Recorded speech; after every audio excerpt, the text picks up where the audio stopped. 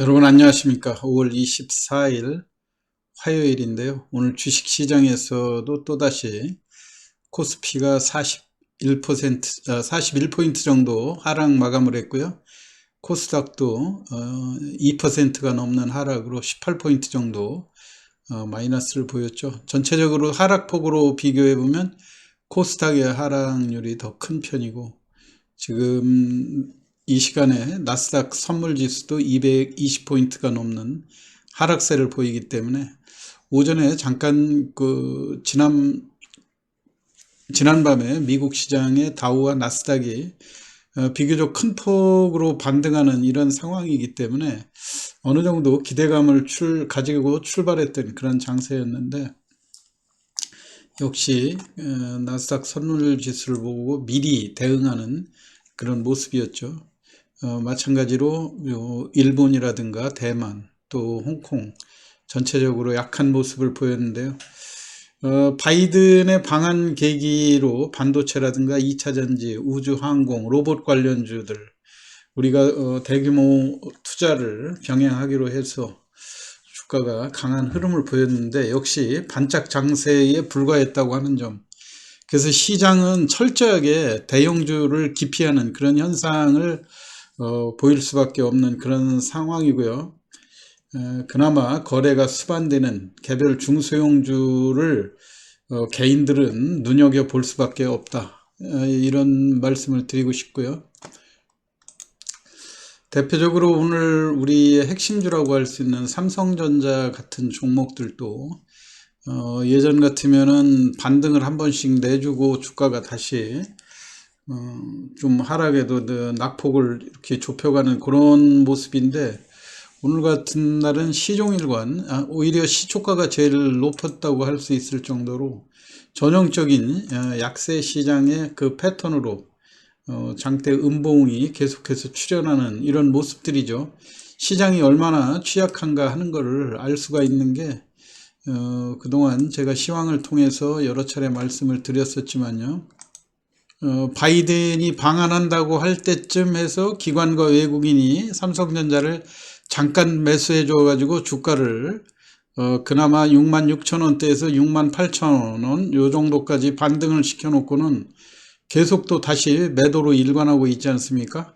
오늘 같은 경우도 기관과 외국인이 합해서 400만 주가 넘는 이런 매물들을 계속해서 쏟아내고 있는데, 주가를 한 번도 돌려놓지를 못했어요. 개인들이 열심히 매수는 하고 있지만 지금 시장에서 대형주는 빠지면 개인들이 그냥 밑에서 받쳐놓고 있는 종목들이 매수되는 그런 상황이고, 호가를 돌려놓지를 못하죠. 예를 들어서 삼성 SDI 같은 경우도 미국의 이번 바이든 방안을 계기로 해서 미국에 합작 투자를 한다는 그런 좋은 재료를 발표했음에도 불구하고 상승하는, 그나마 바닥권에서 조금 반등했던 시세에 외국인이 곧바로 매도로 전환을 하니까 속수무책으로 당할 수밖에 없는 그런 상황이 돼버렸죠.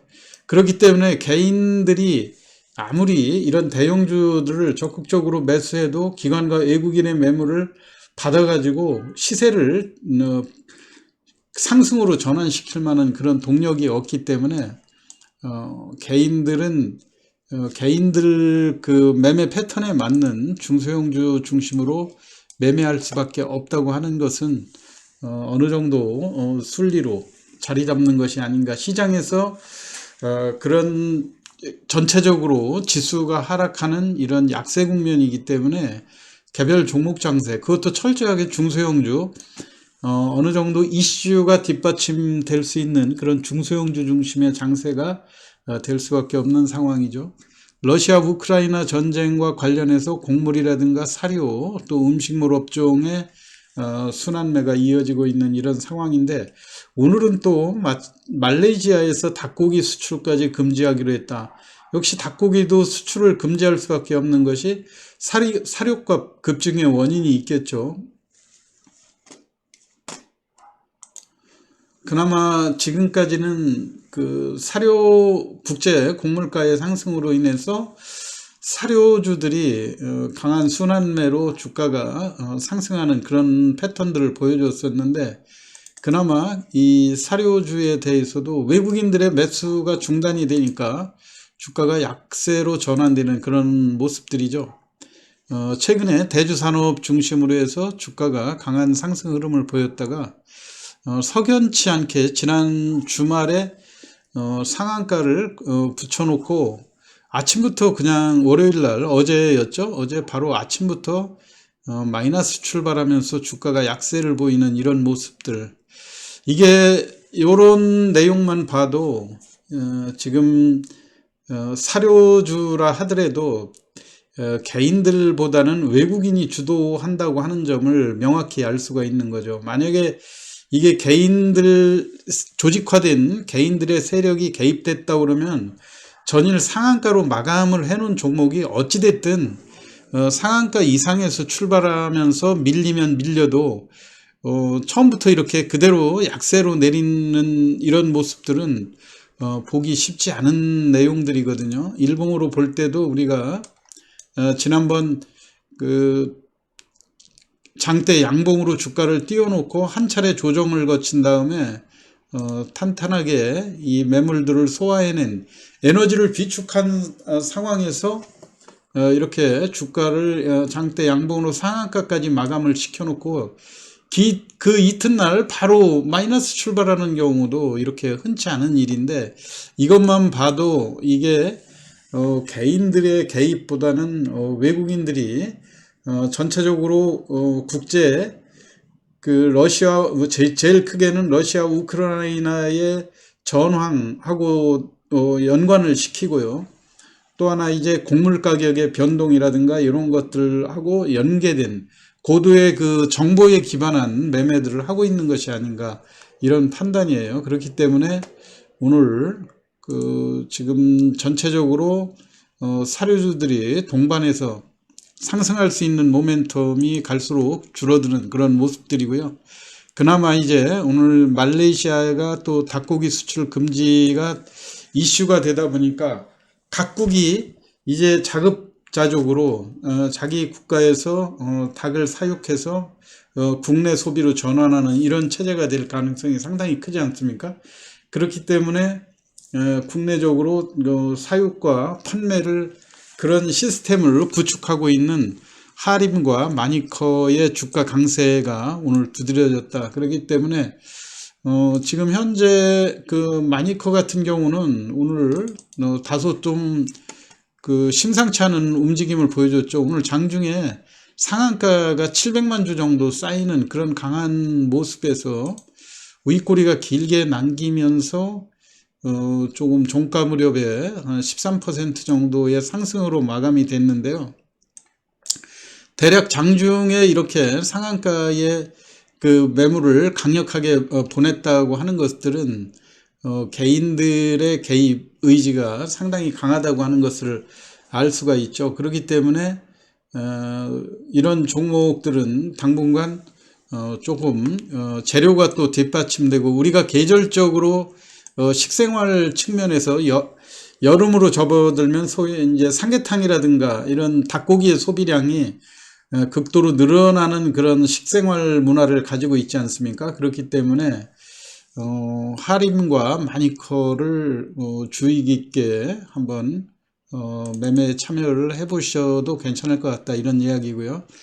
왜냐하면 오늘 하림 같은 경우도 윗꼬리가 길게 남기면서 시초가보다 오히려 종가가 하락하는 음봉으로 마감되는 그런 모습들이었죠. 그런데 장중 그 고점의 가격하고 종가 무렵의 가격하고 시세 갭이 크게 벌어진다고 하는 측면에서 내일 또 이런 종목들은 일단 오늘 시간 외에서 둘 다 강한 흐름을 보여줬지 않습니까? 마니커하고 하림 마찬가지고, 지금 차트 상으로도 하림 같은 경우 기존의 고점보다 주가가 많이 하락되어 있는 이런 모습에서 반등을 시도할 그런 가능성이 상당히 커 보이고요. 마니커 같은 경우 오늘 전체 거래량이 3,900만 주 정도 육박하는 그런 모습들이고, 여름철 성수기에 매출이 급격히 늘어날 그런 가능성을 대비하면서 당분간은 이런 가격 메리트가 아무래도 저가이기 때문에 충분히 시장의 그 외국인이라든가 기관들의 매물을 이겨낼 수가 있는 거죠. 개인들의 매수만으로도. 이렇게 하게 되면 어느 정도 선에서 다시 또 외국인이 순매수로 전환하면서 손바꿈이 일어나서 주가가 상승할 수 있는 이런 모습이고, 더군다나 오늘 상한가까지 가는 그런 모습들을 보여줬기 때문에 내일도 마찬가지로 할인과 마니커에 대해서는 지속적으로 관심을 두시는 전략이 필요할 거라고 생각이 됩니다. 그리고 또 하나 눈여겨봐야 될 거는 이제 바이오 업종에 있어서 지금 이제 코로나가 어느 정도 규제도 사회적 거리두기라든가 이런 것들이 많이 완화되는 이 와중에 새롭게 또 원숭이 두창 이 변이가 전파되는 이런 모습이지 아닙니까? 근데 현재까지 나타나 있는 그런 내용들로 볼 때 이 원숭이 두창이라고 하는 것은 증상이 발열 증상, 오한, 두통, 또 림프절 부종, 목 이런 데가 붓는 그런 것들이죠. 그 다음에 전체적으로 우리가 뉴스 같은 데서 봤지만 수두와 유사하게 전신성 수포성 발진이 일어나고 있는 증상이다. 그래서 전체적인 이 증상이 우리가 그 천연두와 비슷한 이러한 증상으로 알려져 있다고 그럽니다. 실제적으로 천연두 백신이 약 85%의 효과를 보여주고 있다. 그래서 앞으로 이게 이제 일회성 해프닝으로 간략하게 끝나면 그거보다 이제 또 좋을 수는 없겠지만요. 그렇지 않고 국내에서도 자꾸 또 확진자가 늘어나는 이런 상황이 되면 우리가 코로나 진단 키트 초반에 그런 코로나 관련주들이 확산되면서 상승했듯이 최근에도 코로나 이 원숭이 두창의 치료제의 효과가 있다 그래서 파미셀이라든가 또 PCR 검사 방식으로 동일하게 그 원숭이 두창도 그 PCR 검사를 통해서 찾아내고 하는 이런 상황인데 녹십자 MS하고 미코바이오메드 이런 두 종목들이 관련주로 부상이 되고 있거든요. 근데 물론 지금 현재 녹십자 MS의 주가 그래프인데요. 아주 바닥권에서 이미 상당히 많이 올라서 부담스러운 이런 측면들은 조금 있어요. 그렇지만 주가가 오늘 또 장중에 18%까지 1,300원 넘게 도달했다가 주가가 다시 또 종가 무렵에 조정을 했던 이런 패턴 때문에 이게 시초가는 약하게 출발했다가 장중에 반등이 나오지 않습니까? 그렇기 때문에 오늘 시간 외에서도 물론 3% 정도 하락을 했는데 내일 마찬가지로 이제 앞으로 이런 그 원숭이 두창의 확진자들이 얼만큼 증가하느냐 이런 것들이 영향을 미치겠지만은요. 당분간은 우리가 지금 선도 그 바이오 종목 중심으로 해서 지금 현재 나와 있는 종목들 중에 원숭이 두창의 PCR 검사로 진단 키트가 개발된 곳으로 녹십자 MS라든가 미코바이오메드 이런 종목들인데 일단 가격 측면에서 볼 때는 가격 측면에서 오늘 상승했던 이런 부담 때문에 내일 약하게 출발할 가능성이 상당히 크죠. 녹십자 MS도 2% 넘는 이런 하락 과정이 오늘 시간 외에서 나타났고요. 미코바이오메드도 3% 정도, 300원 정도 하락하는 이런 모습들이기 때문에 그 뉴스 효과에 따라서 약하게 출발했다 장중에 반등으로 전환할 그런 가능성도 염두에 두면서 대응을 하시면 좋을 것 같죠.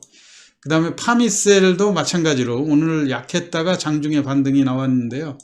파미셀 마찬가지로 원숭이 두창에 대한 치료제 이거를 공급하는 초기에 그 코로나 치료제의 그 그 치료 성분을 공급한다고 그래서 파미셀이 큰 폭으로 반등했던 그런 전력들이 있지 않습니까? 그렇기 때문에 여러분들이 가격적인 측면에서 다소 최근에 상승폭이 좀 부담은 되지만요. 향후 바이러스 전파라든가 이런 측면들을 눈여겨보시면서 그나마 이 테마가 있는 종목들, 그 식품이라든가 그 다음에 바이오 쪽에 그 원숭이 두창 그 바이러스 그 영향으로 진단 키트라든가 치료제 이런 쪽에 강점을 보이는 기업들, 또 가격적으로도 어느 정도 과거의 고점 대비 조정폭이 이어진 이런 종목들이 좋은 타겟이 될 수 있겠죠. 그래서 철저하게 이렇게 지금 시장이 약한 때일수록 모든 종목을 다 주식으로만 보유를 하지 말고요.